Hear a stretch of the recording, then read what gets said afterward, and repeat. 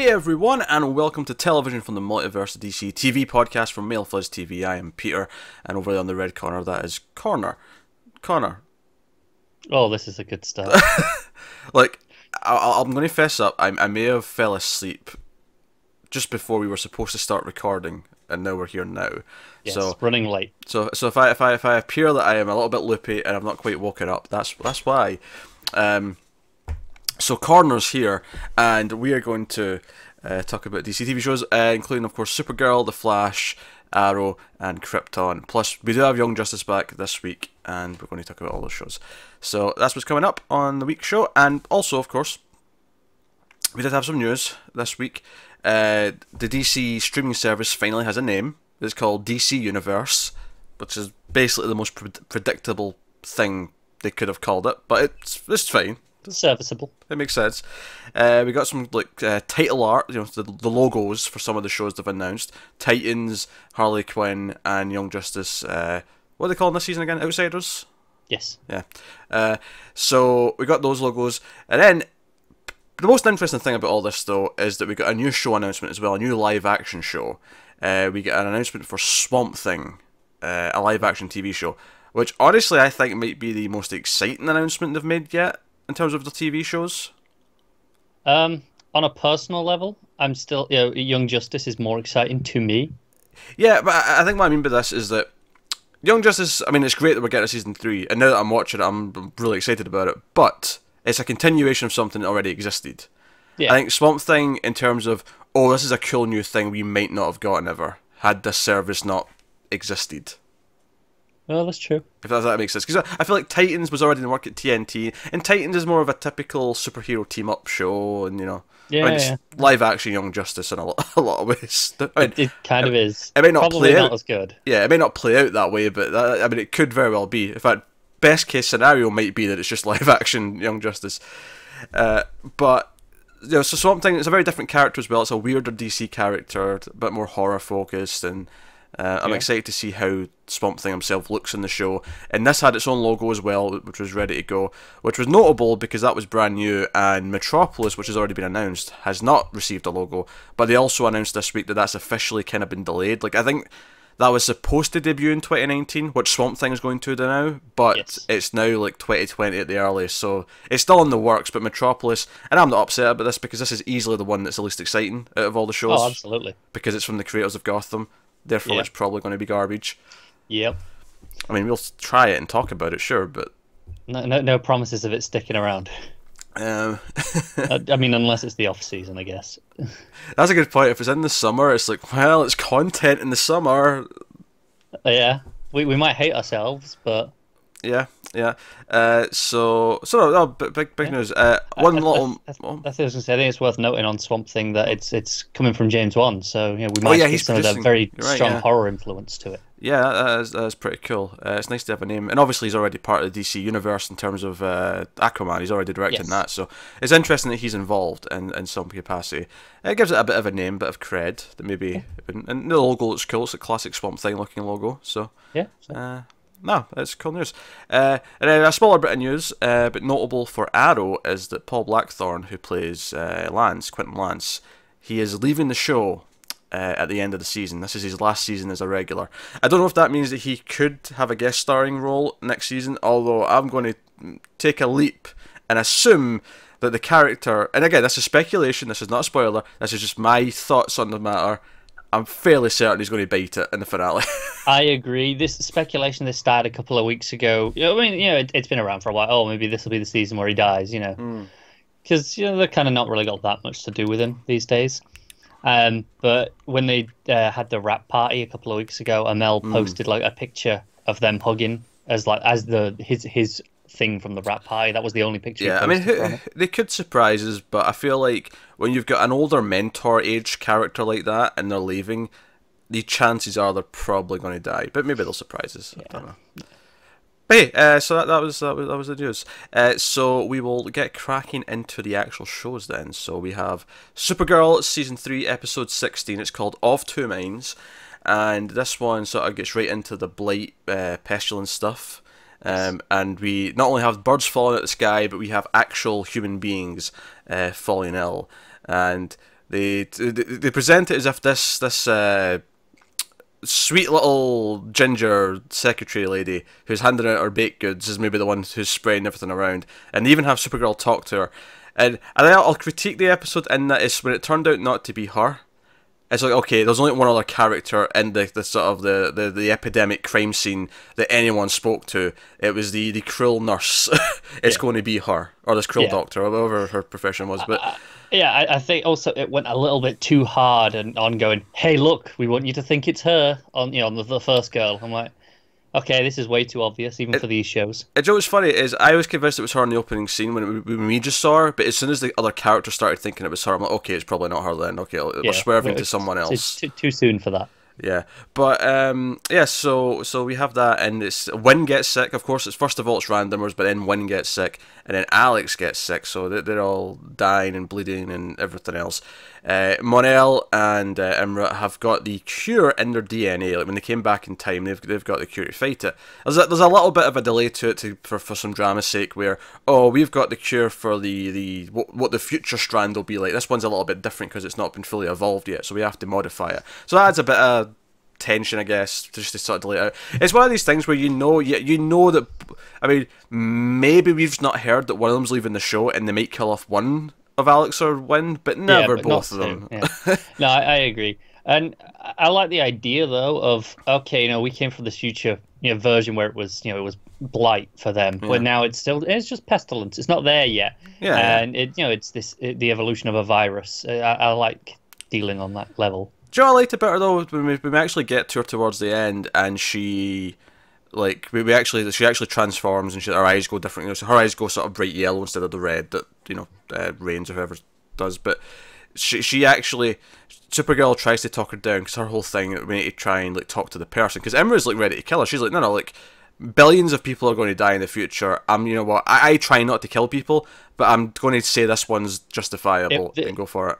I had a real laugh at this because there was we were doing the Shield review the other day, and we said how there was a conversation that was kind of this essentially was, hey, it's like a Batman Superman conversation, and then we just got it here essentially.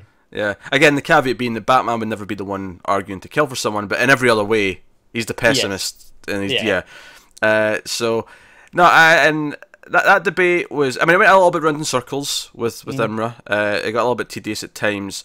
But I did like the swerve, just to make it different from the previous one we had, where they did kind of break through to her a little bit, and she was a good person who was scared, but obviously the world killer's taken over.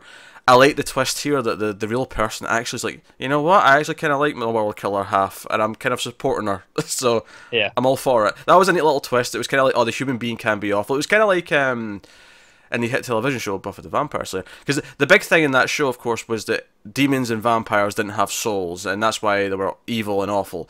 So there was always eventually that neat little thing where there was a human being who was just evil, and it added this extra moral grey area to it, where it's like, well, it's a human being who's doing this, so they're just awful, they're just evil anyway. Sure, they've got a soul, so there's a chance they can be good, but sometimes they might still just be evil. It kind of had that vibe to it, where no, she just wants this anyway. Yeah, I thought it was weird to do that with this one instead of the last one, because this one was she was they make a point going, hey, you're a doctor, you took an oath to save all these lives, and then she's like, screw it, kill them all. Would have made way more sense to me to do it from the one that's not a doctor. Yeah, I mean, I don't really give it that much thought in terms of which one to pick. I think this one worked a little bit better though, because we'd already went through it with the other one, and it kind of proved that Supergirl was right to a point, that we can appeal to their better halves, we can appeal to their human halves. Yeah. So it made it more of a crushing blow for her that this one turned around and went, you know what, no, I like being evil, it's fine. No, I get that. So, it was a thing. And obviously, I was actually wondering throughout the episode, because obviously when they go to the breakout at this office building, Supergirl and Jean are just touching people and stuff, and I'm like, alright, so they're assuming they're immune because they're not human, but I was wondering, can they get sick as well? And actually, Supergirl does get sick towards the end. It doesn't last long, because it's right before they get the cure. Yeah, but I was a little confused by this, because, we'd been told in the future this has affected, hundreds of planets. Lots of species, yeah.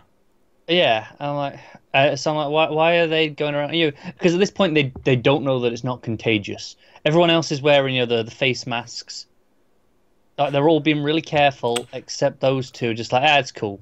Yeah, yeah, because they know it's going to be contagious at some point. They just don't know if it is yet. Because Imra's like, oh, this is very contagious in the future, but I mean, maybe it's not yet, but it will develop into it. Yeah, yeah. But at that point, they're being cautious. They're like, okay, there was a point later on. Now, it ended up in a really great scene because of the acting where Jimmy talks to Wynn when he's like on his deathbed, and the acting from Justin Jordan as he's like crying about wanting to like do things that change the world and he's not going to get a chance to. Is the dialogue's not even that great, but he goddamn nails it and makes you care. It's like, all right, okay, when you're breaking my heart. He is probably the most underrated actor on the show. Yeah, he's probably because we always praise Benoist, but I think he's right up next to her. Like they're the two best actors on the show, I think. Absolutely. There's a lot of good actors though, and I think what I liked about this is that Jimmy sometimes feels like, what are they doing with him? Sometimes it feels like he's just kind of there. Even when he walks into this episode and it's like, oh, you're not at Catco doing Catco things, and he's like, I've delegated, it's fine, I could be here for the episode. And, it feels kind of like they don't know what to do with him. But they have been kind of playing this idea, obviously early in season 1 there was a bit of a rivalry because they were both into Kara, but they have a friendship, and they were kind of doing that with Guardian last year. I think this scene kind of, okay, you know what, I kind of buy the bromance a little bit now. Yeah, more than I did before. I agree, that's there. It's still not really enough for Jimmy though, is it? No, it's not enough, but at least like I care about him, at least in the sense of his friendship with Wynn, more than I do. Yeah. By proxy of another character, not because of anything he's ever done for himself. He's had the odd moment. Yeah, I mean, sure, but not ongoing. I think he suffers because he was kind of like they cast him and they changed him into the hunky big guy because they wanted this love interest in season 1, and then that didn't really work out, and they quickly just sort of went away from that, and it left him like sort of dangling. They came up with the Guardian thing, but even the Guardian thing felt like, okay, it was okay for a while, but they're kind of ignoring that's kind of gone now. Yeah. I mean, they tell us he's still Guardian every so often. The shield pops out of his arm once in a while. I don't really believe that he's out there guardianing. Gardening, yes. Yeah. Out there gardening. Gardening. Maybe we could garden. He's doing gardening in his spare time. I'm the gardener. I'm protecting... at least to be doing something. Protecting the lawn from evil insects and beasties and whatnot. Maybe that's how we get Swamp Thing in. Oh, maybe, yeah, at least the Swamp Thing. So yeah, that was the main plot, and there was some emotional scenes. Alex getting sick, and we find out Imra lost a sister, and that's why she's like sort of hell-bent in vengeance. And this is like part of the mission that they never told Mon-El about because he would never approve of it. And let's talk about how they made it convenient that Brainy doesn't have to have the makeup on all the time. Brainy has basically the tech that Wells had on Flash to make it look like he's just human. And it's like, yeah, okay. And I did like the joke, though, that Wynn recognised him and no one else did. Everyone's like, who are you? What are you doing in the secret base? Yeah. Wynn's just like, oh, hey, Brady. Yeah, that's Brady. I mean, it's a little bit disappointing because it kind of feels like, what's the point in going through the effort of having him look like he does if we're just going to do this? But then I like the personality of the character. So if this means we get a bit more of him. Yeah, I think the personality of the character was always the thing that worked about him, because the look was always a little bit different from the comics. It didn't look as good. So the thing we liked about him still stays anyway, because that was never his look in the show. So it's hard to be mad at it. It's not that the look was anything particularly great or that it was really faithful. It was more just it feels like a bit of a cop out of we can't be bothered anymore. We did it for a bit, but let's not. It feels just kind of like Jean, how Jean really should be green more often, but just for the budget's sake, he looks like Hank Henshaw. I think the difference is with that, it's like, okay, I can accept it for a budget, whereas this is clearly, we can't be bothered putting him in that chair for 6 hours. I mean, maybe they just are admitting that they don't love the look, so this is like, okay, we'll get around it and we'll have him in the makeup from time to time when the occasion calls for it, but but hey. Also, there's a weird gag about social media at one point where Mon-El says, "Oh yeah, it was a short-lived fad," and I'm like, "Okay." Yeah. It's a fine joke. I don't know. How long does it have to be short-lived? Because I mean, we're going back over a decade now at this point. Yeah, but I mean they're from the year 3000, so I would say that 100 years is still short for their perspective. That's fair. That's what I'm questioning is how long does it have to be short-lived? I think a couple 100 years, and I'd still count it as short-lived from their perspective. Okay. But once you get into like 500 years, it's like no. This is like this was culture for an extended period of time. Yeah. Yeah. Okay. I want to hear how it fell though. What stopped it? Why did people stop using social media? I want the. Yeah. Everyone got bored. I want the juicy details. But yeah, it's one of those weird things where Brainy just doesn't understand it. Also, I like that Brainy feels bonded to one as well. It's like, oh, you're actually smarter than most of these idiot humans. Like, yeah. So, no, there was some fun stuff that came from that. And then there was some fighting. I thought it was interesting, actually, when they go to fight Pestilence, and obviously, like, you know, they're getting thrown around, one else getting thrown around. I thought it was interesting. I feel this is the first time I've ever seen Kara actually just move in super speed. Because she swoops in, like she lands in like she normally does. Because we see her flying at super speed all the time. But at one point she actually goes to the left. Or maybe it was the right. But whatever, she went to the side on foot in super speed. And it wasn't as quick as the Flash, and there was no lightning or anything like that, obviously. But I was like, oh, they've not really shown that before. Like, I've definitely done it a few times. I don't know if they have. Like, at least not like this. Because this was more like a sidestep in super speed. I feel like whenever... She does it before. I thought we got a fair bit in season 1 when she was fighting the Kryptonians. Maybe we did. Maybe it's just been a long time, but yeah, because I feel like I think they shy away from just the regular on foot super speed with her because we don't want to like make you think of the Flash. It's too similar. Like you know, so they. No, whereas of course like Smallville for example, he was basically the Flash with super strength for like a lot of that show because he was just constantly running around at super speed. But you know. Hey ho. Look, maybe he just likes to stretch his legs. He likes the exercise. Flying's easy, you know. Legs just kind of sit there and do nothing. Well, he couldn't fly in Smallville. No, I know. I'm saying even if he had the choice. Okay, right. I wasn't debating why he wasn't flying. I knew why he wasn't flying.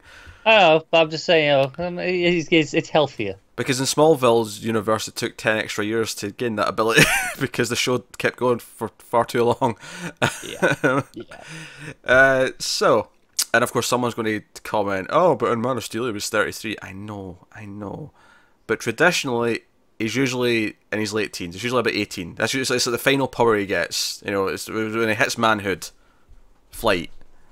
Yeah. Give or take, traditionally. But yeah, and of course the title of course references more Sam and the Rain stuff, where Lena's basically jolting her to trigger like kind of a transformation into Rain, where we see like Sam actually sort of is aware of what's happening now, and she's got into like I'll say like I mean Lena calls it an alternate dimension. I don't know if I don't buy this. It's not a physical place. Her brain isn't going somewhere. Yeah, I mean unless they give me more later that kind of justifies that explanation. I'm not going with this bullshit. I'm not having it. Yeah, it's a bit the way I'm reading it and what I'm actually seeing. I think it's like no, she's getting trapped in like a place in her mind. Like you know, Rain puts her in this prison essentially. Right. And so Rain, you know, metaphysical. Yeah, and Rain of course says that she was there like throughout her childhood and growing up. Like she's always been in there, and she's coming out. And again, like this was like I liked how it ended. Like I think when it got to the end and we had all three world killers because they come to because. The Supergirl and Mon-El and Imra and Martian Manhunter, they all show up at the end because they're tracking and they want to... So, oh, we've got a reading on her. She's at L-Corp. We have to go save Lena. And they land in there and they see Sam and she's like, Lena, what's this? What's going on? And obviously it all happens and the other world killers come in. They break her out. So we've got all three of them. I kind of liked... This was like really... Now, I say I like this. I like it in a kind of a goofy way because it was really giving me like super comic booky and kind of like Superman 2 the movie with like Zod, Ursula and Non. Okay, yeah, the trio. The trio. I was kind of liking that vibe of it. I do think the build up to it throughout the episode, though, again, much like the disease a little bit, it was a little bit, or not the disease, the debate between Supergirl and Imra. I think it was a little bit repetitive at points where it kept coming back, and we saw a bit too much of it. It was just like I think Sam wakes up 3 different times, and every time she says, "Is that enough?" And Lena's like, "No, it's not. Sorry, you have to go back." Like I feel like we saw that scene 3 times. Just do it once. Yeah, once would have been. Yeah, no, I agree. I'm not looking forward necessarily to the fallout because so of course for drama's sake, you know, Kara they find out about this before Lena got the chance to tell them on her own terms. So of course we're going to have some assumptions that'll jump into the worst, right? That's how these things go. Yeah. and I don't know. I'm just not big on those things. No, that's fair. I'm not. I mean, part of me thinks like, is this how you full Lena into like the DEO and like have her help with everything because she's been doing research and they actually need her help, like, cause she understands what's happening on a better level than they do now because she's been actually studying her and analysing things, and maybe they'll do something with that. I can see the Force drama coming up. I do like the idea though that we now have the 3 villains and we do have like a little team. We get Supergirl with the 2 Legion members and Martian Manhunter. There was a little bit of like waiting to be hit in this final scene though. I thought at one point John was just staring at one of them for like a good 10 seconds before the other one blasted him. Yeah. Because at least I was thinking he was about to morph into like Martian mode. He was like, alright, I'm ready for battle, and then get hit. I was like, okay, that'll work. But he just kind of stands there staring at her for like 10 seconds. So that was a thing. I mean, I think the episode's overall fine. I think I liked a fair bit of it. I think a few things were repetitious. It wasn't a standout. I think overall, I think I might have liked him on the last couple. I like the concept of the debate that they were having a bit more. I do so. I like I like all the Win stuff a lot. I like this one, the last one, more than the Toy Man one. Oh, definitely. But this one and last one I think are a bit more comparable. It's closer, yeah. I think I'd side with this one. But yeah, so but that was Supergirl.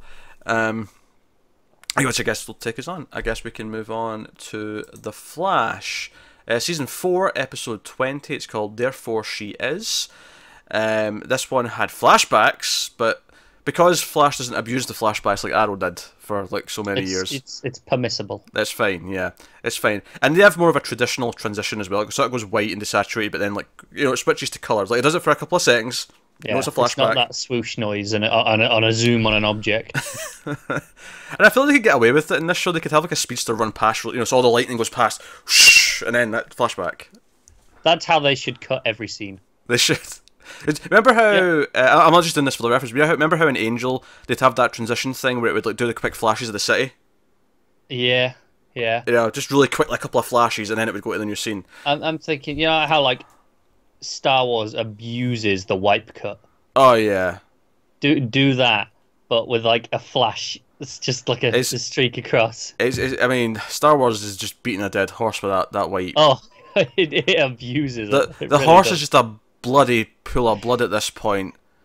Yeah, it is pretty rough. You can practically hear the squelching in the blood just with the foot as it's trying to find more solid parts of it to kick. I don't know why that the editor loved the wipe cut so much. I don't know. I really it's so weird in a movie as well. I mean, I get that they're going for the whole serialized, 30s and 40s thing. It's so much. Yeah. Anyway, so you got the flashbacks to Marlize, and I will say this is the first one where I've appreciated having the actor back for DeVoe. Yeah. Not that everything with him was perfect, but I think there was a few scenes here. I'm glad he was here for this, and it wasn't one of the other actors that were doing things. It's not that all the other actors have been bad, it's just that he's clearly better than most of them. He is. The actual backstory, I'm kind of like... Yeah. It's like, okay, I don't actually hate some of the ideas. I do think, because the whole thing is that he's kind of this radical who believes... Now, so you've been complaining for the last 2 or 3 episodes that you want to know what he wants, what his goal is. So now we have his goal. Now... I think debatably, regardless of what it was, it's arguably too late. I think there is the potential, maybe not in this show, 'cause I don't expect this show to be as good as this. I think there's other shows that can pull off holding it off this long and then hitting us with something truly like something really unpredictable that would really blow our minds, and it would kind of work that they held it back. I wasn't expecting that from this show, admittedly. No, I think if you're gonna hold it back this long, so what, we got 2 episodes left after this, or 3? No, 3. 3, yeah. So if you're going to hold it back this long, so you've got 3 episodes to deal with the fallout of whatever this is, it has to be a really good reason, right? It has to be something that's going to floor you. And so it turns out he believes that technology's made the world a worse place and that we're all awful because of it, and it just breeds more like chaos and like violence and shit. And he wants to do the Enlightenment. Because he's mentioned that before, but we find out what that is in this case. He wants to basically reset everyone's brains using satellites so that we all get dumb like Harry's becoming. Yeah. I mean, here's the thing. It's a bit gimmicky, stupidy, comic booky, but that's fine. The problem is, why not introduce this earlier? The idea of the fear of technology and the advancements and how it can be, technology can be used for evil is a fantastic thing that they should have been exploring for a season. And they didn't. Even the Kilgore episode, which he's the perfect one to explore that with, never really. It's not really brought this concept up, and it's like, okay, that's his master plan. And all of a sudden, and he's got this manifesto before he even has a thinking cap, and she, they get married, they fall in love, she's kind of attracted to him because he challenges her professionally. Although, I'm going to be honest, I have to admit, they have this scene where they've both been invited as professors to speak on stage at a university or whatever it is, and there's a point where they start debating and he starts challenging her opinions and back and forth, and it was all fine and it was like professional challenging until the end of it, when he flat out just said to her, maybe you should come to one of my classes, you could learn a few things, where I just thought, she should probably just slap him for that. That wasn't like attractive. That was I'm a man and I'm smarter than you. That's what that sounded like to me. It wasn't really intellectual challenging. It's more like, nah, you're wrong. It wasn't really a debate, was it? It was just him going, nah, that's not right. My biggest problem with the whole thing, though, it's like I'll get past what it actually is because it's it's a big comic book show, whatever. My biggest problem is her deciding that she's on his side at the end. Came after just one incident. It just felt so quick. Yeah, they kind of brush over it by her going, I kind of was agreeing with you when I read it, but I was scared. And I'm like, really? You agreed with his genocide, essentially?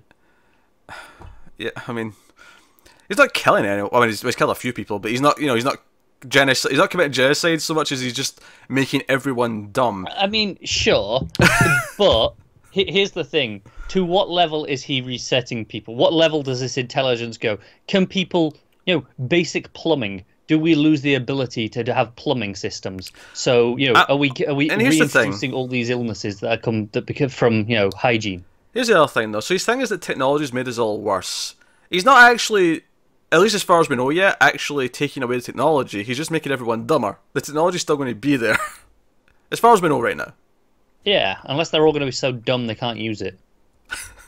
But he's going to be really smart, and obviously there's an irony to it, right? Yeah, but obviously where the plot's going is, and it's Marley's kind of over the course of the episode, she's like, you know what, you had all these beliefs because you thought it was better for humankind at one point, but now you just want to be its ruler, and okay, right, so he's got an ego, he's become, maniacal leader, blah, blah, blah, and okay, that makes sense, but she's like, oh, but you're not the man I love, my husband died, when you put on that cap, and all I could think was... first victim to thinker. Yeah, all I could think was, but he was still a radical with his own Mein Kampf. It wasn't that great beforehand.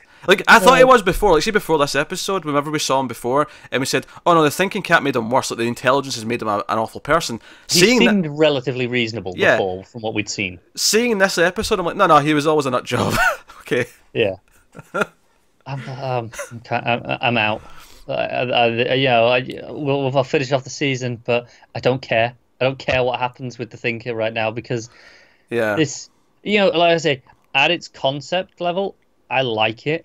This is something that should have been explored as an ideological thing. That should have been put to to Team Flash, and they should have been going, okay, because they come up with so many inventions, right? They do it on a bi-weekly basis, and how many of those are weapons? And they should be going, okay, should we be confronting this ourselves? Are we contributing to this problem? But no, we're not going to get any of that. Nope, not one bit of it. Caitlin wants to try and scare out her Frost self, so she tries to put herself in danger at one point. It's a whole thing. That's basically it. But I kind of like this stuff. I like the idea that she wants her back, like she misses Killer Frost. I like that as an idea, even if it's not super deep at the moment. The other big plot though is that Cisco and Gypsy. Cisco's not responded to the job offer yet, so things are weird. I thought some of these scenes played quite well. I like when he got the message on the little box that he's been getting sent with a little hologram. Don't say it's fine. Don't say it's fine. This is fine. Okay, that was kind of funny. It played well. I think what's funny about this episode is that I think Barry, for the most part in this episode, didn't annoy me. Don't get me wrong, he was overstepping, but he was overstepping in that way where he thinks he's being helpful, but it's kind of funny that he's just being an idiot. it was endearing overstepping. Yes, it was endearing, yes. As opposed to like when he was with Ralph the last couple of episodes where he's like, oh, stop, Ralph, you need to get serious about this. You know, he's been really stern. And I think the difference is that's about such a serious debate thing, whereas this is a guy trying to get two friends together. Like, I'm going to set them up. He has good intentions here, and he's completely misinformed. And Iris is right to like, hey, slow down, cowboy. At one point, like she's right to say that, but you're not mad at him because even though he's being an idiot, he's got good intentions with this. It's not bad. It's not selfish, is the point. Like it was with Ralph. It's the whole thing there was we've got to do this my way. I'm doing I'm right. Whereas here, if you wanted to really argue it, like okay, he wants them to get back together so they're all unified so they can fight DeVoe. Okay, there's a bit of selfishness there maybe, but it's if it doesn't feel as petty. Even me, who I'm quite a cynical person. I didn't read it that way. Yeah. So they got that, and they have their confrontation, and this is a breakup episode where I thought they might kill her at one point because it seemed like she was leaving it anyway. So maybe DeVoe will kill her.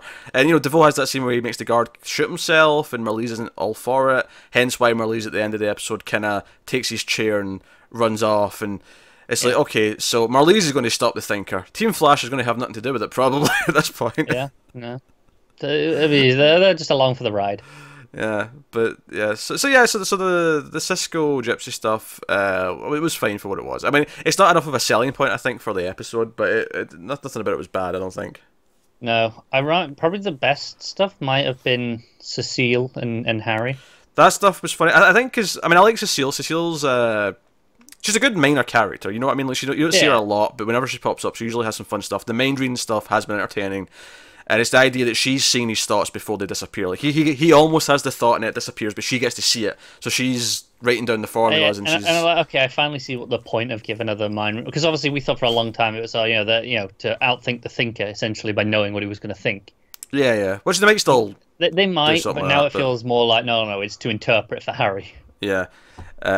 But I mean that could be like an Achilles thing that we get when she actually if she ends up in a room with the Thinker and it's all doom and gloom, but then she starts out thinking him because she keeps choreographing what he's doing. Yeah, that could be a thing. I think it's less likely now that we've introduced Marlize with the chair. Yeah, no, that's fair. Honestly, my favorite scene was the post-credit scene. Yeah, and I know you think they've dragged out this mystery girl thing a little bit too long, but this one intrigued me in a couple of ways. Obviously, there's the big thing at the end of it, but. I thought what I think is interesting is because she comes, like Joe's been planning a baby shower, and they're all there, and Mystery Girl knocks on the door, and she's pretending to be a delivery girl, and she's got a thing, and it was Joe and like Cecile, I think, at the door, and they greet her and say hi and blah blah blah, and I was thinking, oh, this is interesting, because as I was watching the scene, I was like, now everyone has met her except Iris, like because they've always been in pairs. Barry saw it at the wedding. Well, he wasn't in a pair, but then everyone else was in a pair at the coffee shop. And now Joe hadn't seen her yet, and now it's Cecile. And now it's just Iris. And they even play it like Iris almost comes out the door to see, where is she? I want to, say hi or whatever. That? And she goes out to check, and she doesn't. And obviously she's hiding around the corner. But they're actively teasing Iris hasn't met her yet. And I think that's interesting because maybe that'll be what instantly it'll kind of like how in the comics whenever Wally like right now is touching someone where all the memories are like coming or something. I don't know, like maybe it'll be a spark or something. I don't know, but we do see at the end of the scene she is a speedster, and which puts me back on it's the Barry and Iris daughter or granddaughter. Do you know? No, I'm gonna go daughter, and do you know what makes me even more on that? Color of the Lightning. Yeah. No, I was thinking the same thing. I'm like, okay, so this was the point of the Iris with powers episode. It's because, Iris had purple lightning, which still don't know why. No idea why, but fine, whatever. And this was a mix of purple and traditional lightning, so it's like, okay. I like the thematic thing there because she's like mixed race. I like the idea that the Speed Force lightning is also mixed. There's a nice. I mean, it doesn't make any sense, but it's nice. It works. So I'm intrigued. I'm intrigued what sort of role she'll play. I wonder if this is all set up for her being like a major character next season rather than something. I think at this point it's seeding for next season. Yeah. I feel like if she just comes in and saves the day from the Thinker now, it's gonna feel cheap, right? Yeah, I think that's fair. But I mean, I got intrigued because of the way they're teasing Iris not seeing her, and then we see the Speed Force, lightning off of her. I'm like, okay, all right. I'm sufficiently teased. I mean, I'm actively more interested in this than I am in the Thinker stuff. Like, I'm actually okay. I'm kind of excited about who this is, as opposed to Thinker, where I'm just ready for that plot to kind of play out. And I wouldn't say I'm necessarily excited about this. I'm ready just to get to this and be done with the Thinker, but that's not because of this. I think is particularly good, but just I'm bored of the other one. I'm ready to move on. Yeah. Nothing wrong with this scene though. No, I mean, I enjoyed this. It was easily the one that I liked the most out of the episode. But I mean, this was a fine episode. I think this is one where it's better than the last few. It's probably the best one I've had since it came back from its break. It still suffers a bit though because we're just kind of done with the plot. We're kind of like sick of the plot. I think the problem is it's a good episode, but it's too late in the season for this episode. Yeah, no, this episode should have been a while ago. That's fair. That's kind of what I'm saying. Like the episode it finds like a solid average episode of Flash, but it's so late in the season for what it's doing, and we've lost a little bit of the will to live with the Thinker plot. That we're ready for us to be done. It's disappointing because obviously we were so excited about the Thinker stuff early on. Yeah, before Christmas it was fine. It was great. Yeah, it wasn't perfect, but it had a lot of promise. It had a lot of things that were good about it. So yeah. But that will take us on to Krypton Season 1, Episode 7. It's called Transformation. So this, obviously we're excited from last week. Last 2 weeks have been pretty exciting for this show. And I think this one was exciting as well. Not in so much in the way that it was introducing new things. I mean, there's a couple of references to things that were exciting as DC fans to hear referenced. Adam Strange, he's listed. He's like, I don't have super strength. I don't have flight. I don't have a power ring. But what did you say, Adam? What did you say there? Hello there. Power ring. And then later on, he basically admits, I thought if I came back and saved Superman, maybe the Justice League would take me seriously. I'm like, I love this. Never stop, Adam. Never stop. Yeah. This is great. I love the idea that in his future there's a full DC universe that's in existence. Yeah, cool. He calls himself a D-lister, which is true. I will say that's never been typically what I associate with Adam Strange, trying to prove himself like that, because he's more just had his own relationship, right? Oh, sure, yeah. But I'm okay with this version of him having. Oh, that. No, I'm fine with it. I was just gonna say this is kind of Booster Goldery. A little bit. Like, I'll prove myself. They'll have to accept me then. Not as egotistical, but it's kind of getting there.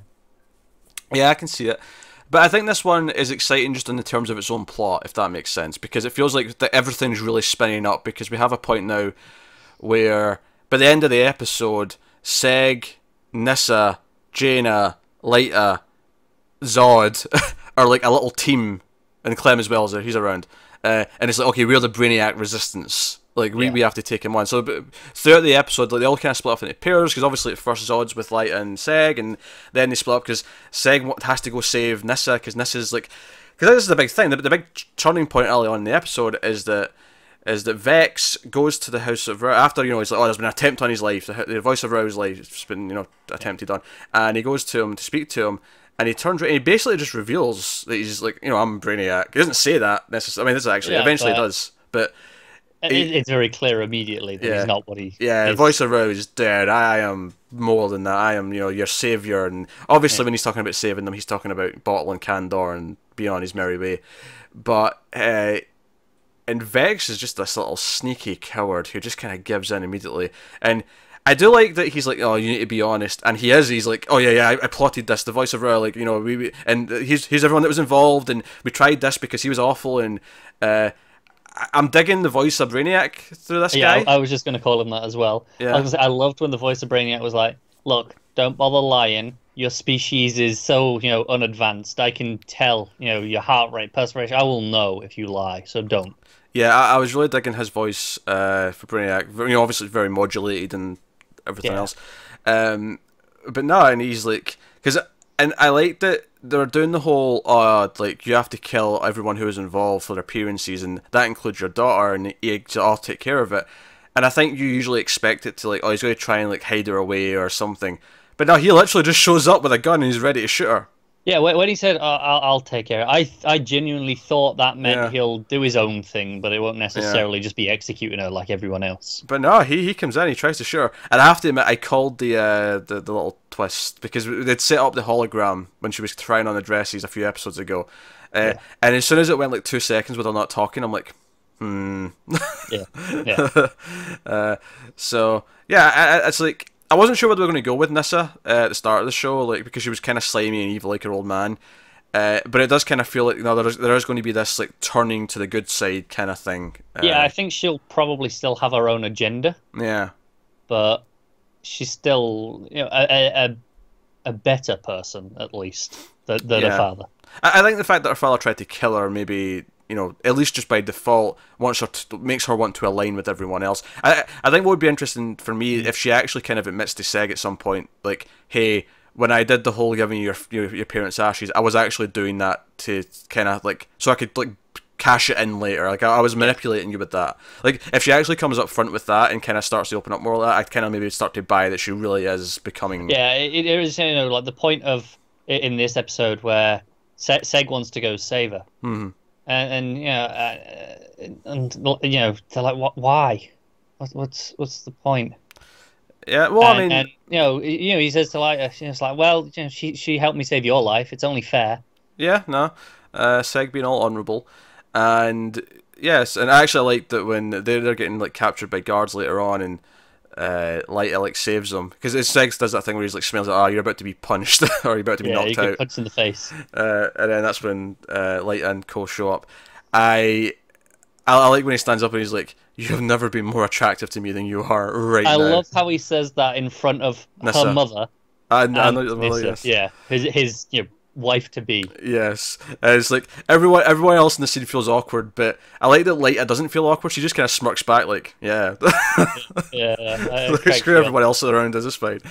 And then the other side of stuff, I actually really liked. I thought they did a nice job. I mean, it wasn't super unpredictable that Dev was like a Brainiac. You know what? I said this last episode that no, he's gone, but you know, Primazod gets out, and you went, no, he had his own poster. He'll be fine. Hey, I stand by that assumption because I'm looking at the poster right now. He has his own goddamn poster. So, in my defense, I was expecting all season for him to have a bigger role. Now, admittedly, he's still around with the drone thing in his head, so he still may necessarily have like a role as that, as like the recognizable drone soldier for Brainiac. But I was legitimately expecting, because he had a poster all season, to become a bigger role as it went on. But yeah, here we are. Not like Adam get a poster, or did Adam not get a poster? Adam not get a poster. No, it's just the four. It's Seg, Lyta, Dev, and Nissa, the four houses. Huh. And all the ones who are in their 20s and attractive. That's the four posters. it's not Daddy Vex. It's not anyone who's older. Yeah, no Val. Yeah, no. There's the four young attractive ones. Yeah, those ones. Yeah, Nissa obviously very capable of fighting. My favourite scene of the episode, maybe barring like the ending when everything really goes down, is actually when like Lyta turns around and is like, okay, Mother, there's someone you probably should meet. Because she's like, oh, we should get an army, we should do this, we should do that. And she's just like, we cut to like her staring at Zod, and Zod staring back at her. And I love it because she's the one who's more like a Zod, just in terms of what we think of General Zod is like. And she's like, she steps in, she's not believing him, she's like, who's your father? And he looks over at Lyta and goes, do you really want to know? Yeah, and they leave it open because he's like, oh, I never knew him, he died in the battle for Kandor. And I'm thinking, that could be a swerve, that could end up being Seg. Like, it very well could be. It could. I mean, so who knows? But so that's the thing. But my favorite part of it though was later on when they're like, they're getting to the other place and they're sort of wandering around, and Jane is asking him questions, and it's like, hey, Zod's supposed to be loyal to the state, and you've killed a few people, allying yourself with Black Zero and so on, and he basically is like, yes, but as a Zod, you should know that, I fight for all of Krypton, and a few lives are worthy in saving the entire planet. And what I loved about this is that she's trying to out-Zod Zod, and he's just Zodding her right back. Does that make sense? Like, it does. He's basically like, yeah, you're right, but planet above the government. Come on. Yeah. Because obviously Zod seems to believe in more of a unified Krypton, whereas right now Krypton feels very separate. Yeah, we're getting, still little hints. What was the place that they mentioned that they should go to? Yeah, there's just some sisters out there. It was like Kryptonia or something like that. Something like that. Yeah. I'm like, oh, what's that? Is that another city, or is it like a neutral ground between the cities? Maybe. I think that's one city, and then she was suggesting we get allies from other cities and come back. Yeah. But Zod's like, no, there's too many. Like we will have only time. got weeks. Yeah. So Seg's plan. It's a decent plan. He wants to like sort of show everyone in the city who Voice of Rao really is. So they're basically just going to shoot, even though they know they won't kill him, but they'll piss him off in front of everyone at the end of this, celebration thing, and they'll see what he's an alien. But then, unfortunately, one of his maids, or whatever they're called, the white robes, them. Yeah. One of them starts like saying, "Oh, he's not really the voice of Rao, he's a monster." And then he spins it. He's like a proper politician. He spins it. I'm convinced he planned this. Oh, maybe he did. Yeah. I think here is. Okay, he knows his identity is out there now because he knew that some of them got away. And he's like, it's only a matter of time before this spreads.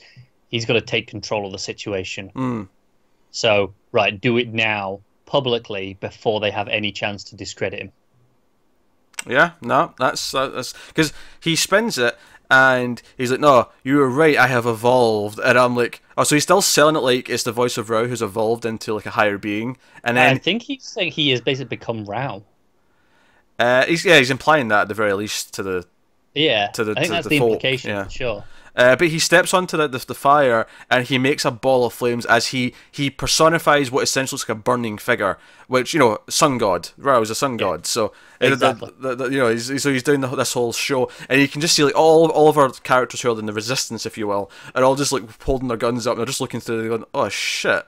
What do we do now?" Like, he's actually made everyone more of a follower. They all just believe in him now, even though he's got superpowers and monstrous and everything else. And so the whole thing is oh shit. I'm really digging all this. I like that they set up before the place the giant sword that Jaina would go to, because it is like, as soon as they go there, I'm like, okay, right now, like they set this up. I understand why she's here.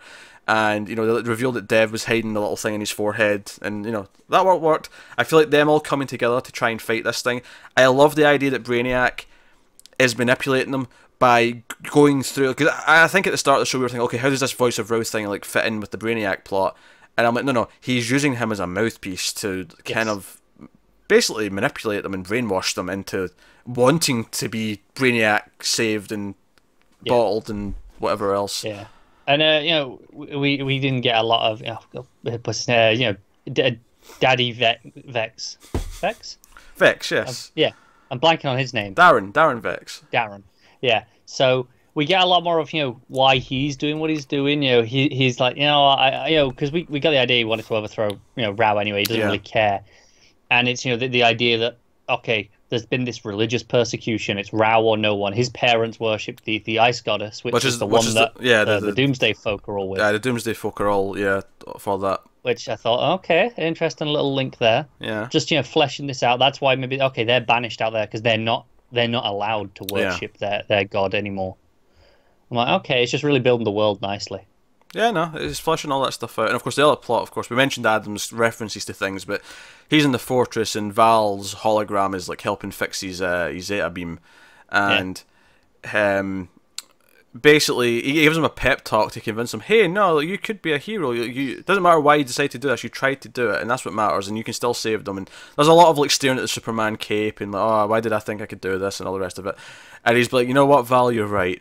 I'm going to kill Zod and stop them from stopping Brainiac. And then he erases his... That's what has to happen. Yeah. Which is, I like that that's his mission now. Yeah. And it'll be interesting to see how that collides with the others and how they pay that off. And I do think there's going to be a swerve where it's not as simple as it appears right now. Mm. Like, it'll turn out that no, he should work with them because the reason why he thinks that stops Superman isn't actually the reason he thought it was, and that, it swerves it again. I feel like there's another wrench to throw into the what's causing what by the end of this. The thing I really want to happen is Brainiac to succeed, take Kandor City, and the cape's still vanishing anyway. And he's like, what the hell did I miss? Yeah, and that means we've got season 2 still trying to fix the past and why is Superman not existing. Yeah. No, I can possibly see that. But no, I'm really impressed with how they've tied the Rao stuff into Brainiac. I think, this actually makes a lot of sense using him. It does, yeah. And hearing Brainiac speak through him, I thought was fantastic. It felt true to the character. It's funny because as we've seen a little glimpse of Brainiac. He looks amazing, but I don't feel like I've been robbed by not getting much of that. No, I think it's because everything they're doing with him controlling people and speaking through others is all still very traditional Brainiac. So I don't feel like it's we're doing this to cut corners. No, this is Brainiac in the comics. He does all this. So No, exactly. no, it makes sense. So no, Krypton's still surprising and great. Yeah. So It is somehow. yeah, really impressed with what Krypton's doing. And it's not perfect. You know, sometimes I still think Seg could have a bit more character, but Yeah, he's definitely still the blandest, but he kind of gets away with it because everyone around him is still interesting to play off of him. yeah. Obviously, General Zod's great. Jaina having now betrayed her faith, and she even says to like, you know, I had to choose between my honor and my daughter, and I chose you. Like I thought, okay, Jaina's actually a lot more interesting now than she was, you know, when she was just Yeah. the you know the uptight general at the start of the show. No, you're right. Yeah, it's okay. She's always come across as a proper Zod as we Yeah. see it, but it's ultimately she kind of wasn't. She betrayed her Zod principles for her family, which I think is showing ultimately Zod's. As much as they claim they're for Krypton, they're for the state, that they're out for their own family ultimately. Until General Zod, maybe, who finally lives up to it. Arguably, but I mean, even in his version, he and his family are at the top. You could spin it as quite selfish. You could, but I'd argue that there's so few Kryptonians when he's doing his thing in the future that No, I mean, that's fair. you know, it's not like he's got someone else he could appoint necessarily to be No, a leader. that's true. But I'm thinking Yeah. even before he, his final act is he tries to take over Krypton, right? He tries to go, no, we've got to do this my way.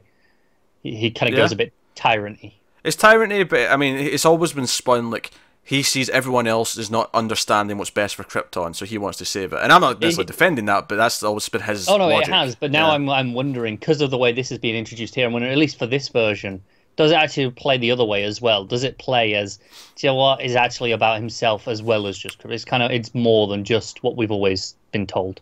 Yeah, or you can always just play it as no. The reason why he goes more extreme than any other Zod before him is because he actually loses his planet and all of his duty goes with it. So he has to go and seek it out. So to him protecting Krypton post Krypton's destruction, it becomes this like this idealized obsession because it's in the past and he has to like yeah. Here's something interesting. Obviously, we're playing with the rules here where things in the future vanish when they get changed, right? Because we're doing Superman's cape. Mm-hmm. Say Zod succeeds here, stops Brainiac, saves Krypton. Krypton never has a destruction. Does he kind of blink out of existence? Because this version of him doesn't really exist. This version of him will never go on to fight, because he never fought Superman because Superman never happened. So, we get this year. Yeah, he very well could. That could be proof. But that said, if things go as they're supposed to, and Superman does exist, then he shouldn't blink out of existence. Yeah. Yeah, no. Which is the interesting part. Yeah. So for Adam to be successful and save Superman, this Zod still should stick around unless he gets killed in present time. Which is possible. And by present time, I mean the show's time, not yes, not Adam's present. Yeah. So no. But hey, no, Krypton's still doing fun stuff. And I think it's gotten better, legitimately gotten better as it's went along. So it's definitely because it's built on its ideas, it's developed them. Yeah, it's got more exciting because it's introduced more comic book things that we like. Yeah. But even just on its own rights, the house politics, etc., has really come into its own. Yep. So without further ado, then I guess we'll dive into Arrow. Season 6, episode 21 is called Docket number 11194173. Rolls off the tongue, that title. I mean, to be fair, they're in 2-digit. They're like 11, 19. Oh, that makes it so much easier. There's no difference. That's how they say it. I didn't catch how they said it. What does it make? I mean, just rolls off the tongue easier if you're not saying 1-1. Instead, you get a 1-9. You'll just say 11-19. I think it's clearer if you just say the digits. I don't know when it's like that. It's a long string of numbers. Nah. What do you want from me? I'm just thinking, a phone number. You'll say, like, 0800. You don't say 0800, do you? I mean, 0800 is such a common thing at a phone number. No, not with that. But if I'm saying the rest of a phone number, I wouldn't phrase it differently. Okay. Fair enough. I think it depends on the number. Yeah. So regardless, so this is the courtroom episode where Oliver's on trial for being the Green Arrow, and of course we have Hale. We have Catherine Dent from who's been on Shield this season. I know her firstly from this Shield, the cop show, which is also a fantastic show. You should check that out if you haven't. But she's in here as the prosecutor trying to prove that Oliver's the Green Arrow, and this is basically an episode where we throw out lots of logic, and we have Diaz intimidating people left and right so that Oliver goes down as the Green Arrow. And then we have one of the possibly greatest moments in Arrow where it's like, what the hell is happening? How is Tommy Oliver here? What's going on? Tommy Mullen. Tommy Merlin, yeah. Who's Tommy Oliver? That's the Green Ranger. That's Power Rangers. Yeah. I mean, you can see why I got there, but the Oliver. I do. Yeah, you're in the ballpark. There was an Oliver here. I think that's just me wishing that I was watching Power Rangers instead. Power Rangers is better. It is. So we have Diggle like off in another country saving someone. We don't get to see his face, and then we mid courtroom they're basically all but convinced that he's the Green Arrow. Diaz is going to lie for Oliver. Everyone all the team members kind of reunite because they want to save him from going to prison. So it's kind of like they're all bonding again. So I've got a feeling when the next episode they might all be a bit more united and on the verge of being a team. Yeah, you just know that this season is going to end with, well, the only way we can beat him is as a team. So yeah. One team Arrow. Yeah, but and then Green Arrow comes through the roof, and I went, "Oh, is Roy back to pretend?" Even though they kind of already knew that Roy was pretending in the first place. Someone had already brought it up in this that Roy took the fall once before. Yeah, and then the hood comes off, and it's Tommy, and I'm like, what is happening? He died. What's happening? And I have to give them credit because they set up Human Target, a season or two ago. So when they revealed what it actually was, I went, you know what, fair play. This isn't that stupid because you set this up. This is an in-universe thing. I will give you props. And I got a good laugh out of seeing Tommy. So you know what? I'll allow it. Yeah. Fair play. That was entertaining in and of itself.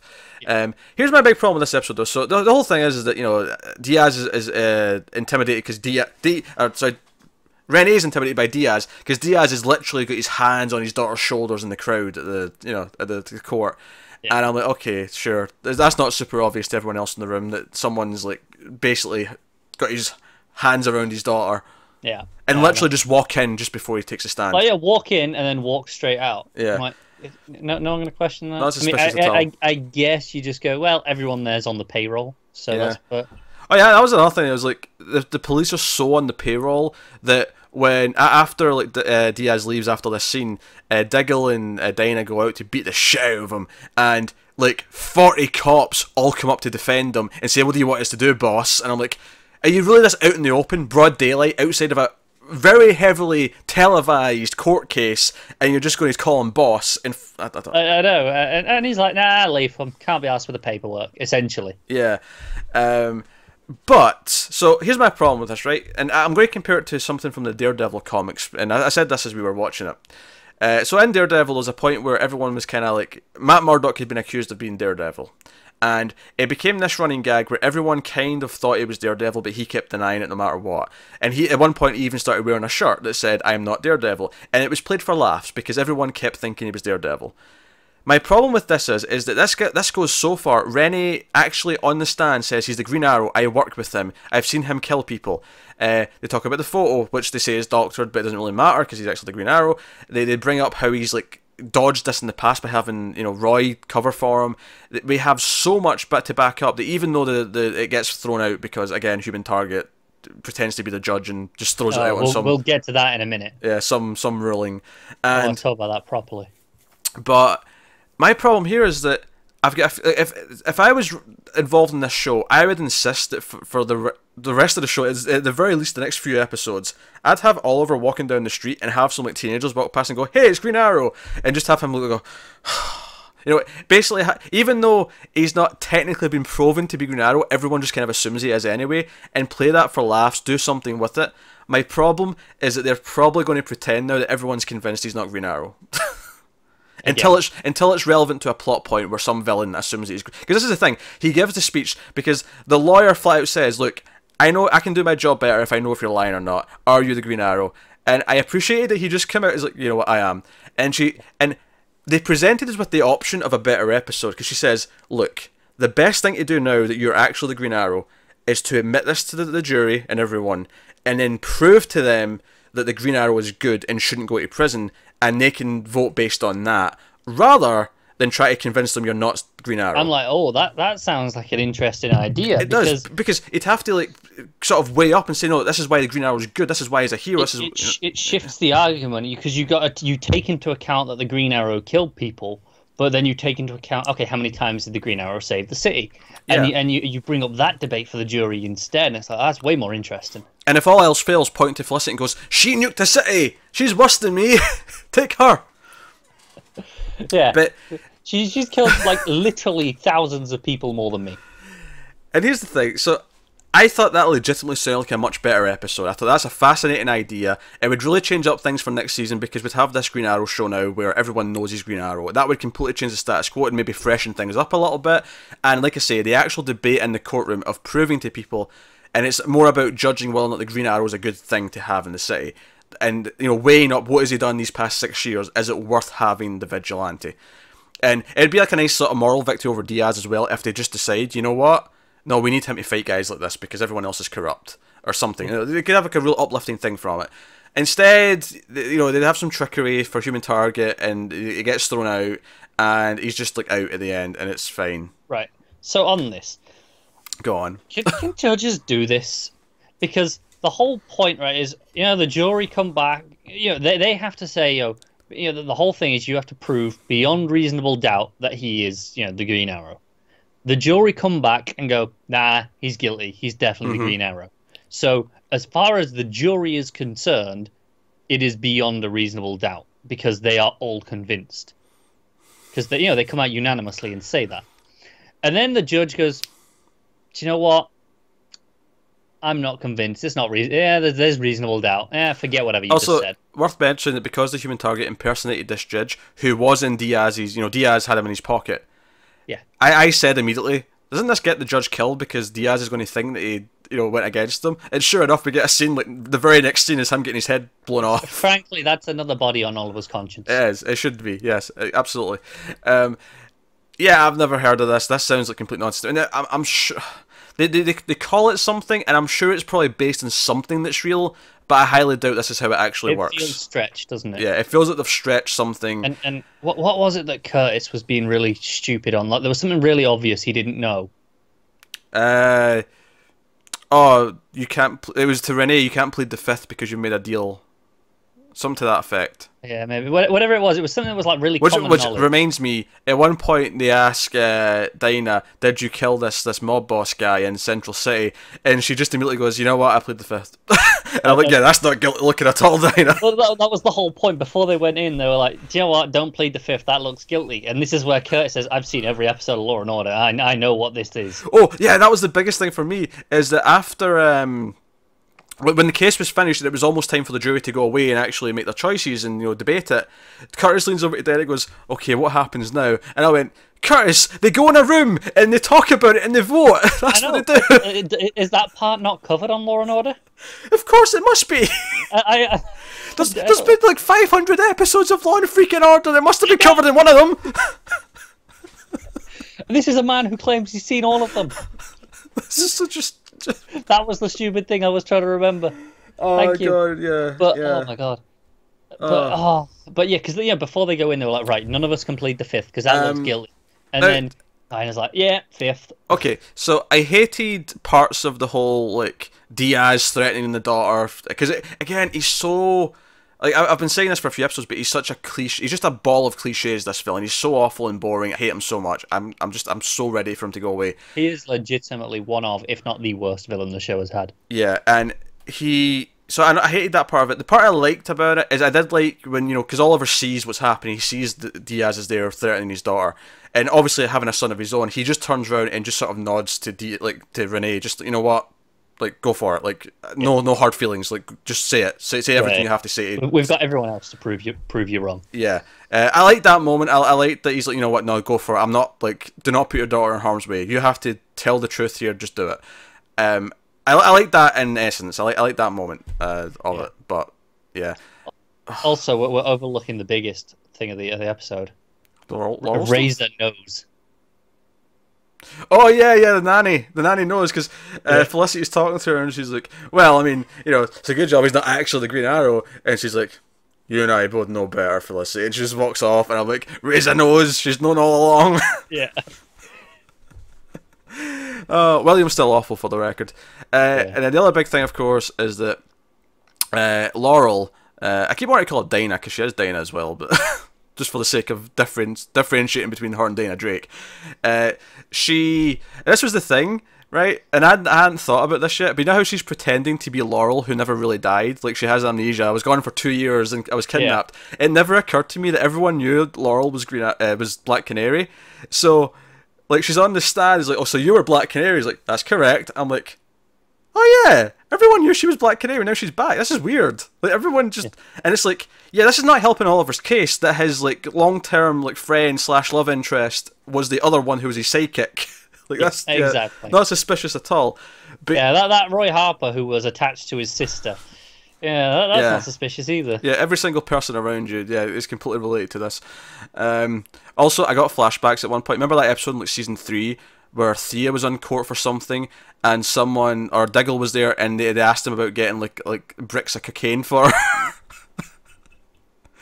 Do you remember this? I do not. Yeah, I don't know what the courtroom scene was for. I think Laurel was the lawyer or something, but the other lawyer was like grilling him. He's like, "Did you not obscure like a suitcase full of cocaine for Thea Queen?" Anyway, but no, Laurel has a change of heart. She's on the stand. Diaz at one point had her by the throat, and he's been all... And by the way, that was the other thing that was making me really cringe with Diaz. He said to Laurel like 5 times this episode, "Good girl." Like, he really... He keeps calling her baby as well. Yeah. And every time it was just like, oh my god, you're like such a cliche, and like, I mean... Everything about it's awful. There's nothing remotely interesting about him. So she defies him and then says, no, he's not the Green Arrow on the stand. I appreciate that she goes to try and kill Diaz. Like, she doesn't wait around for him to come to her. She's like, no, I'm going to take him on. Yeah, I'm a little torn because I'm like, if you could have just done this, when he had your throat, you let go, scream, neck snap, problem solved. Yeah, I mean, I think you can criticize and say she could have done this, done that. Picked a better moment. But she's screaming at him. Unfortunately, he has a dampener, though, so he stops her from killing him. So she's been captured. So if we're thinking that Lance is going to die at the end of the season, I feel like he's going to go out in a blaze of glory to save his daughter. Save her, definitely, yeah. Well, he's kind of daughter. And then next season's going to be her trying to live up to being Laurel in his memory. In his memory, so she'll become, like... Maybe not the Black Canary, because we have a Black Canary, unless Dinah leaves. Maybe she will, I don't know. A Laurel 2.0. She'll have a new name. Or maybe it'll just be Black Canary and Black Siren. Why not? Why not? Well, I mean, we don't need 2 people with screaming powers, do we? I do feel there's a potential to have Siren X show up, and then, like, Laurel, like, our Siren right now, once she's a good person, meets Siren X, and she has, like, a battle with her former evil self, essentially. There's potential with that. Yeah, okay. That's fun comic booky stuff if you want to go down that path. Yeah, well, it could be fun. So this was definitely still a bad episode. A lot of things to complain about, but it did make me laugh a lot more than the last couple, because the last 2 were painfully boring, like painfully. Yeah, this was more fun. I was cheering when Dinah played the 5th. I was like, yeah, do it. Dinah playing the 5th was funny. Tommy showing up and being Human Target was funny. And then there was some other little funny moments, and there was more to talk about this episode. The last couple, though, were painfully boring, but yeah, this did things. Yes, and we only have 2 episodes left, actually. This is episode 21, so we're just 22 and 23 left, so we're very near the end. I'm wondering if it's taking a week off, actually, so that it ends the same week as Flash. Maybe it won't. Maybe it's just going to... They usually end on the same week, but maybe it's just different this year. It'll be 1 week apart. Yeah, maybe. Never know. Well, that will take us on to Insecurity. Sorry, that's the name of the episode. Young Justice is the show, but the episode is called Insecurity. This is episode 23 of season 1. We're back after a few weeks off because of the busy schedules and too many DC shows on in 1 week. But here we are. This was an Artemis-focused episode for the most part. Kind of dealt with her and the group, dealt with the fact that Roy has been accepted into the Justice League, but he's not going to be there until the end of the year. The process has started. I didn't realise it was such a diplomatic... There's a lot of bureaucracy. There is, I know, it's bizarre. But he's like, hey, show a good example. Show, yeah, you know, join the teen team, Teen Titans. They don't call it that in this show for whatever reason, but join the team, and it'll look good. And you know, you can be a role model, and then you'll go up to the Justice League. So he does. And almost immediately, he is super antagonistic towards Artemis. And she's pretty antagonistic back towards him, to be fair. They're basically like, oh no, not Archer. I'm the Archer. Well, let's see. We've had a few hints from Roy already that he knows more about Artemis since then on. So he's actually got a reason, whereas Artemis is more, oh, he's taking my place. Yeah. Honestly, my favourite stuff from this episode was actually that for the first time, seemingly, Wally and her actually have some non-antagonistic exchanges. What you mean by that is, for the first time, Wally's not a dick. This is true. Like, he actually kind of sticks up for her, and then he turns around and tries to make her feel better about everything. And she even acknowledges, no, that didn't sound silly, Wally, thank you. I was like, oh, they're actually sticking up for each other. This is nice. And I'm actually really invested in them hitting it off now. I feel like I've never really been this invested in a relationship in an animated show before, but here we are. Here they're doing it. So they go off. Ivo's been snuck out of prison. Hugo Strange is up to some dirty deeds, and Mal is there. The Brain's there, and they're up to no good, stealing parts. They don't even, because the episode actually ends without the team winning. They actually just kind of lose. Like the villains kind of get away with what they were doing, and they're up to something. And I'm sure we'll get back to this and we'll find out what. But up until then, there's a lot of Sportsmaster in Cheshire, kind of interfering.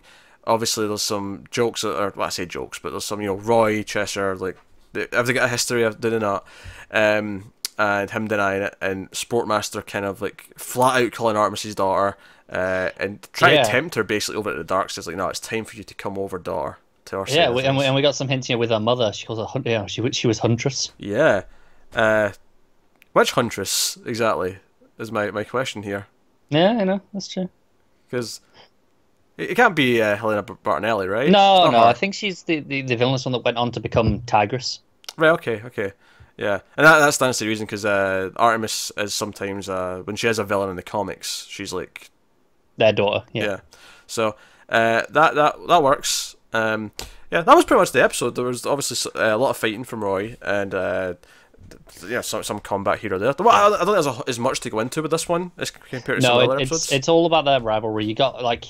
You know, when Sportsmaster's getting away on the boat and Cheshire's there with the rest of them, and Roy's like, hey, Artemis, shoot a tracker at him, go on. Yeah. And she's like, nah, he's out of range. And he just fires one off and no problem. And Cheshire's there goading, and it's like, oh, that can't feel good. Him making the shot, you were too scared to even attempt. Yeah. I mean, it's very rare I'll use the word emasculating on a woman, but I feel like it applies with this scene. Yeah. It really feels like she's like, oh. So that stuff's all good. Obviously, there's the other plot with the team who stay behind, Miss Martian and Superboy, who and Zatanna, who sneak into Red Tornado's room and discover that he is building a human-looking body that he can use to do things in public. He wants to have social interaction beyond just the superheroes. He wants to understand human life a bit more. Yeah, honestly, my favorite part of this was that Connor tells Wolf to to let us bark if Tornado comes back, and then Tornado catches them, and he's like, "Damn it, Wolf!" And it just cuts to Wolf just sleeping. He's just on the floor, just passed out. I'm like, yeah, okay. Wolf's the best. So no, that cracked me up. I thought it was fine. I like what it's doing with Artemis. I think as an episode on its own, it's not as fulfilling as some of the recent stuff. The whole Megan episode, the episode with Wally, running the heart across the country. Those were fantastic. This feels like more the setup of the siege, right? It's going, oh, here's the reveal of, okay, Sportsmaster's her dad, but it's like, okay, now we need to wait for the rest of the team. Like I say, the last 3 or 4 episodes have all been such full meals that feel really satisfying. Yeah. This one does feel more like TV show setup for next episode. This is the setup for the one so that the team can find out who she is, and that'll be the big one. Yeah. It's worth mentioning we only have 3 episodes left of season 1, so we'll be heading to episode 24 next week. So it's exciting stuff.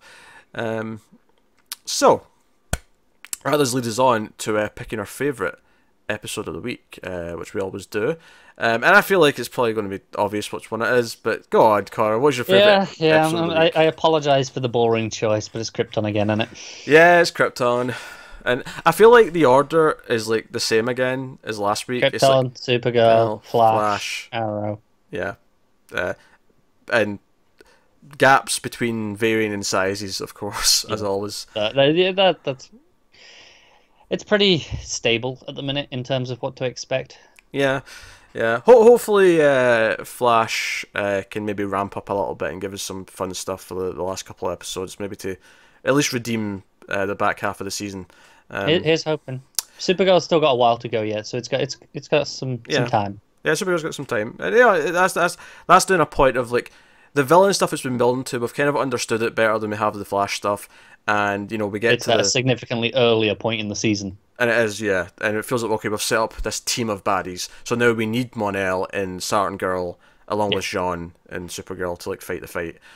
So that's good stuff. Actually, something I mentioned when we were watching Arrow, I wanted to just bring this up here at the end, and I've remembered it, is I was complaining that there's scenes in Arrow where like someone's trying to convince him just to tell everyone that he's the Green Arrow, because then we can like go from there. What hurt that a lot is that we got the exact same courtroom scene in The Flash when Barry was on trial earlier this season, and I thought it was really weird that both shows had the main hero in... I mean, obviously he wasn't in trial for being The Flash, but that particular conversation about just telling me you're The Flash... That was a big debate there, yeah. I think, I compared something in Supergirl to S.H.I.E.L.D., and it's like, that's funny, that's just a fun coincidence that they happen to do the same thing. Whereas Flash and Arrow is like, hey, your writers should be interacting. There should be not touching on things that are the same. They're part of the same family. There should be some coherence between the shows, just to that's not stepping each other's toes with what we're doing. Right, you want to give each one its own identity. If you want them to tackle a similar theme because there's a crossover, etc., that makes sense. Yeah. But this is just, hey, did you have to do it in the same season? Yeah, it'd be one thing though if they were doing things separately that felt like, oh, these are kind of similar, but then actually they planned it to build up to like, oh, it interacts later on, and that's why it was feeling similar. That'd be fine, but this just feels like, oh, no, this is a very, very similar plot point. It almost feels like they watched the Flash episode and went, hey, well, yeah, that'll do us for an episode. Oh well, so that's this week's show. That's Television for the Multiverse, episode 31. By all means, let us know what you thought of any of this week's episodes in the comments. Of course, check out Comics from the Multiverse, which is our actual DC Comics podcast that we do with Matt. We actually talk about the comic books every week. That's good fun. Flash comic right now is doing fantastically, might I add. Just a comparison to the show. Supergirl's comic got cancelled, unfortunately, though, so I can't really... there'll be another one by October, I'm sure. Oh, I really hope so. Well, new season of the show in October, right? So it's true. Maybe they'll tie it in. Maybe they'll do a thing. So that's the show. Obviously, if you want to support us and support everything we do and all the various shows, including this one, go over to patreon.com/MailFuzzTV. There's a link in the description, and you can get a list over there of all the different things we do. Even if you're going to sign up to be a patron, you can still get handy links over there to all the audio feeds and everything else we do. So it's a good catch-all for that stuff. Otherwise, that is us. Get us on the Twitters at DC Comics Podcast for DC Comics stuff specifically, or at mail_fuzz for general Mail Fuzz TV sort of updates and just basically tweets of when videos go up and that kind of thing. But otherwise, that's us. So thank you once again for watching or listening. We always appreciate it. Keep watching superhero TV shows, as silly as they may be at times, and they can get really silly. Freezing lasers for a start, come on. Curtis having seen every episode of Law and Order but not understanding what the jury is. These are things. Yep. And always remember that sometimes we screw things up for the better.